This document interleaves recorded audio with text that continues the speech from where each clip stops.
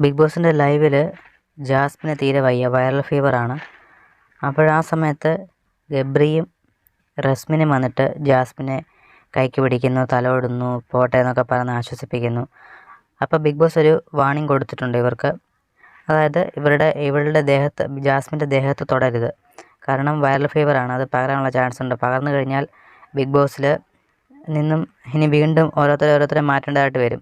ഇപ്പം നിലവിലെ ജാസ്മിനെ അത് മെഡിക്കൽ റൂമിലേക്ക് മാറ്റിയിട്ടുണ്ട്. ഇനി ആശുപത്രിയിലേക്കൊക്കെ മാറ്റുമായിരിക്കും, അത്രയ്ക്ക് വൈറൽ ഫീവറാണ്.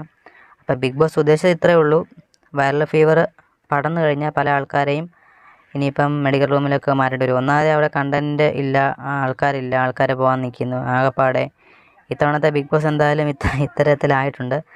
അപ്പോൾ അങ്ങനെയാണ് ബിഗ് ബോസ് ഉദ്ദേശിച്ചത്. അപ്പോഴും നമ്മുടെ ഗബ്രി ആണെന്നുണ്ടെങ്കിൽ ജാസ്മിൻ്റെ ഇങ്ങനെ കയ്യെ പിടിച്ചിരുന്ന് തലവിടുന്നു.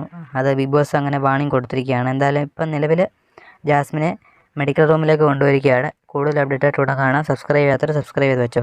Thank you.